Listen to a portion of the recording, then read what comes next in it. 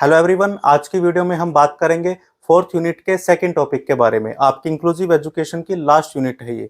इसमें हम बात करेंगे कि अगर हमें इंक्लूजन के अंदर, इंक्लूसिव स्कूल के अंदर इवेल्युएशन करनी है तो उसके लिए हमें क्या स्ट्रेटेजी अपनानी पड़ेगी, कैसे हम अपने जो ट्रेडिशनल मेथड थे उनमें कुछ चेंज करेंगे। एक तो हमने पहले भी डिस्कस किया था कि इवेल्युएशन के लिए हमें सबसे पहला काम करना पड़ेगा, कंटिन्यूटी में चलाना पड़ेगा, निरंतर हमें असेसमेंट लेनी पड़ेगी ताकि हम उनकी प्रोग्रेस को ट्रैक कर सके। क्योंकि अब हम इंक्लूजन की बात कर रहे हैं, अब हमारा पूरा फोकस दोनों तरह के बच्चों पर है, सामान्य बच्चों पर भी और स्पेशल चाइल्ड के ऊपर भी। तो इसलिए हमें अपने इवेल्युएशन प्रोसेस में भी कुछ ना कुछ मॉडिफिकेशन करने पड़ेंगे।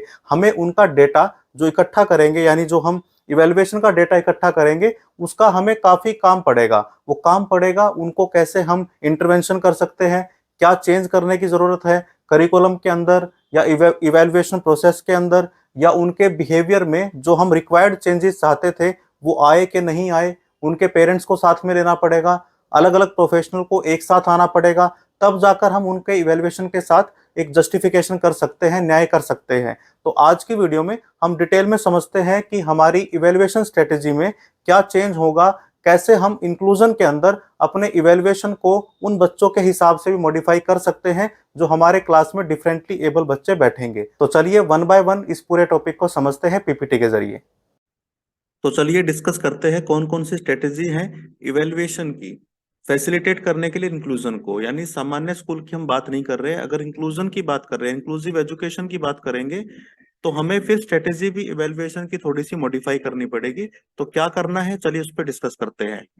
तो सबसे पहले तो हमें आइडेंटिफाई करनी पड़ेगी बच्चों की प्रोग्रेस क्या है, उसे ट्रैक करना पड़ेगा। क्योंकि हम बात कर रहे हैं इंक्लूसिव एजुकेशन की, हमें देखना पड़ेगा बच्चे का पार्टिसिपेशन कितना बढ़ा, खासकर उन बच्चों का जो डिफरेंटली एबल्ड है।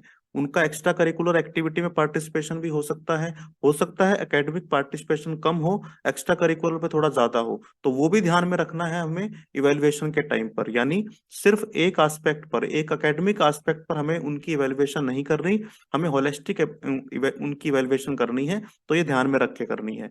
हमें डेटा कलेक्ट करना है, हमें ये देखना है कि बच्चों के एंगेजमेंट क्लासरूम एक्टिविटी में कितने हैं, सोशल इंटरेक्शन उनके पीयर ग्रुप के साथ उन्होंने कितना किया है। हमें देखना है कि वो बच्चे जो डिफरेंटली एबल्ड थे उनका कितना सुधार हुआ, सामाजिक तौर पर भी हो सकता है, शैक्षणिक तौर पर या एकेडमिक तौर पर ज्यादा नहीं हुआ हो। अगर सोशल इंटरेक्शन मजबूत हुआ है, क्लासरूम एक्टिविटी एंगेजमेंट उनका बढ़ा है, तो उसको भी ध्यान में रखना है। मल्टीपल मेथड यूज करने हैं इवेल्युएशन के। एक मेथड जैसे बड़ा कॉमन है कि हमने एग्जाम ले लिया, टेस्ट ले लिया, वाइवा ले लिया, सिर्फ उस पर डिपेंड नहीं रहना है। मल्टीपल मेथड हमें यूज करने हैं इवेल्युएशन के लिए। सर्वे हो सकता है, इंटरव्यू हो सकता है, ऑब्जर्वेशन हो सकती है, ताकि हम उनकी होलिस्टिक अप्रोच को देख पाए, हम उनका व्यापक मूल्यांकन कर पाए, हम उनको देख पाए कि कहाँ बच्चे को कितना सुधार हुआ है, कितना सुधार अभी और होना बाकी है, उसके लिए हम क्या करेंगे ये भी वहां से पता लगेगा। हमें मॉनिटर करना है इम्पैक्ट का, जो हमने चेंजेस किए, जो सपोर्ट दी बच्चों को, जो डिफरेंटली एबल बच्चे थे उनको जो भी हमने सपोर्ट दी है, जो भी हमने उनके लिए कुछ व्यवस्था की है, उनका कितना इम्पैक्ट पड़ा उसे मॉनिटर करना है, ताकि हम उसके हिसाब से एडजस्टमेंट कर पाए। उसकी इफेक्टिवनेस को बढ़ाने के लिए हम जो और जरूरत है कुछ एडजस्ट करने की, वो कर पाए, कोई चेंज कर पाए हम। हमें ये ध्यान में रखना है कि जो उनकी इवेल्युएशन होगी वो ऑनगोइंग होनी चाहिए। ये पिछली वीडियो में भी हमने डिस्कस किया था, वो निरंतर चलती रहनी चाहिए। रेगुलर उसके अंदर इंटरवेंशन करने हैं, रेगुलर उनकी प्रोग्रेस रिपोर्ट को हमें चेक करना है, और जहां जरूरत है वहां पर हमें चेंजेस भी करने हैं। और ये चेंजेस ज्यादा डिले ना हो, इसलिए ये कंटिन्यूटी में इवेल्युएशन इनकी चलती रहनी चाहिए। हमें इवेल्युएशन रिजल्ट को डिसीजन मेकिंग के लिए हमें स्ट्रेटेजी और पॉलिसी में कुछ चेंज करना है, क्या हमें उसके अंदर एड ऑन करना है, क्या उसमें से हटाना है, इन सब में उस रिजल्ट का हमें यूज करना है जो इवेल्युएशन का इनका रिजल्ट आएगा। क्योंकि उसी के लिए हम सब काम कर रहे हैं। हम ये चाहते हैं कि इंक्लूजन आए स्कूल में, इंक्लूसिव एजुकेशन का कॉन्सेप्ट धरातल पर उतरे, लागू हो। तो उसके लिए जरूरी है कि जो भी डेटा अपने पास आएगा, जो भी रिजल्ट आएगा, हम उसका अच्छे से यूज करें।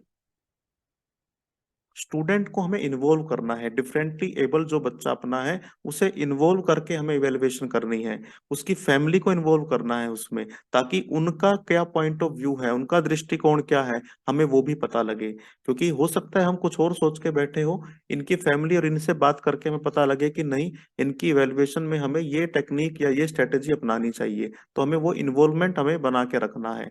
रेगुलर तौर पर हमें कम्युनिकेट करना है इनके रिजल्ट को, जो भी लोग इस पूरे प्रोसेस से जुड़े हैं, चाहे इनके टीचर है, चाहे वो इनके पेरेंट्स है, स्पेशल एजुकेटर है, साइकोलॉजिस्ट है, कोई मेडिकल प्रोफेशनल है, कम्युनिटी के मेंबर है, एडमिनिस्ट्रेटर है, कोई भी हो, उन सबको हमें रेगुलर मोड पर कम्युनिकेट करते रहना है इवेल्युएशन का रिजल्ट, ताकि सब ट्रैक कर पाए कि कितनी प्रोग्रेस इनकी हुई है, कितनी अभी हम और करवा सकते हैं, उसके लिए स्ट्रेटेजी में कोई चेंजेस तो नहीं करना, या जो हम चला रहे हैं वही सही है। ये सारी चीजें देखने के लिए ये कम्युनिकेशन बना रहना चाहिए सबका आपस में।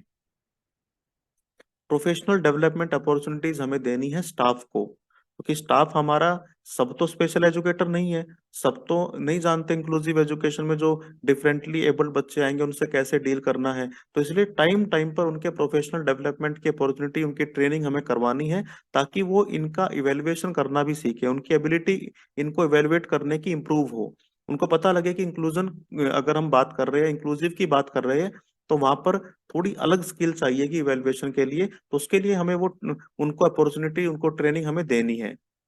एक हमें ऐसा कल्चर, एक ऐसी संस्कृति को बढ़ावा देना है जो कंटिन्यूटी में इम्प्रूवमेंट को सपोर्ट करती हो, जहां पर इवेल्युएशन का मकसद ये नहीं कि एक बार किया और एक साल के लिए काम खत्म, नहीं, जहां पर कंटिन्यूटी में इम्प्रूवमेंट के स्कोप हो, और जहां पर हमें निरंतर प्रगति के अवसर मिलते हो, ताकि हम इंक्लूसिव स्कूल एनवायरनमेंट क्रिएट कर पाए। और इवेल्युएशन को इसका मुख्य भाग, महत्वपूर्ण घटक हमें मानना है, क्योंकि जितना बढ़िया हमारा इवेल्युएशन होगा, उतनी बढ़िया हमारी मॉडिफिकेशन होगी, उतनी ज्यादा हमारे अच्छे चेंजेस होंगे। तो ये सब बातें हमें ध्यान में रखनी है। हमने आज का टॉपिक डिस्कस किया कि इवेल्युएशन के टाइम पर इंक्लूसिव एजुकेशन के कॉन्सेप्ट में कौन कौन सी स्ट्रेटेजी हमारे लिए हेल्पफुल रहेगी। कोई सवाल आपका है, कमेंट सेक्शन में जरूर पूछिए, अपना फीडबैक भी दीजिए, आपको वीडियो कैसी लगी। और नए हैं चैनल पर तो आप सब्सक्राइब जरूर कर लीजिए। Thank you very much.